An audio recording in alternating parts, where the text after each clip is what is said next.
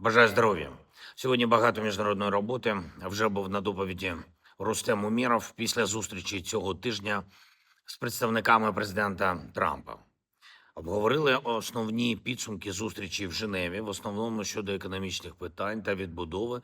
Ми продовжуємо підготовку тристороннього формату, коли б це не було. Зараз бачимо, що події на Близькому Сході та в регіоні Затоки розгортаються дуже стрімко.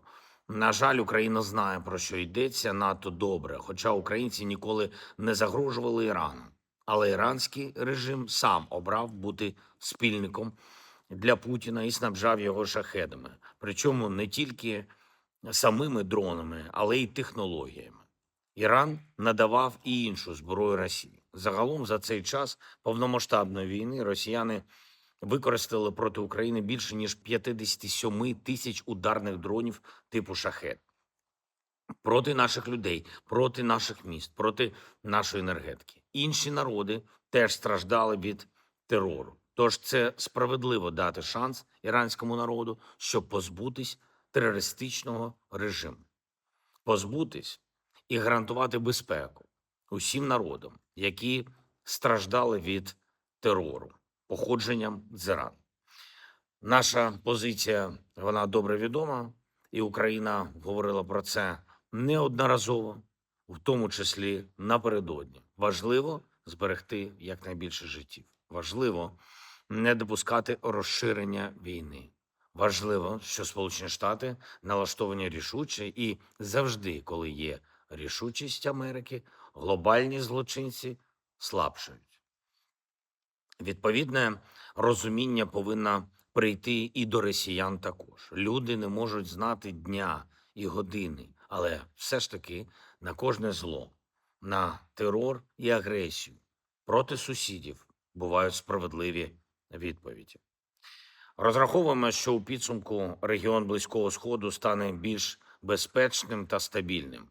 Багато вже заради цього змін. Україна готова допомагати кожному народу, щоб безпеки та справедливості ставало більше, а терористичних режимів менше.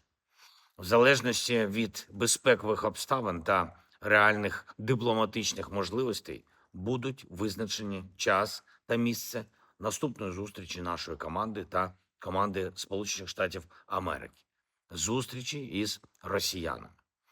Росії треба закінчувати агресію проти нас, проти України, проти всієї Європи. І безпеку має бути гарантована. Я визначив для переговорної команди та загалом нашої дипломатичної команди України оновлені директиви. Мир потрібен справжній мир та справжні можливості людей жити вільно, жити в безпеці. Сьогодні була ще й важлива зустріч тут, в Києві, з представниками Нідерландів, держави, яка є одним з лідерів підтримки для України, для нашого захисту.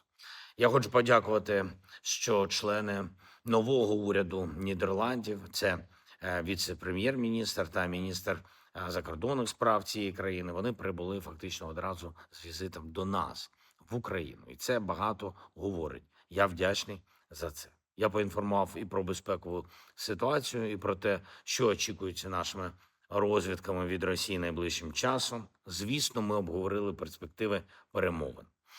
Вдячний за готовність Нідерландів підтримувати і надалі нашу державу і наших людей. Пріоритет – це ППО. Нідерланди багато роблять і в рамках програми Pearl, і на двосторонній основі. Ми будемо продовжувати таку співпрацю на всіх рівнях з Нідерландами, з усіма нашими партнерами в Європі, з усіма партнерами у вільному світі. Ми будемо і надалі будувати відносини, які додають захисту життю. Я дякую всім, хто нам допомагає. Слава Україні!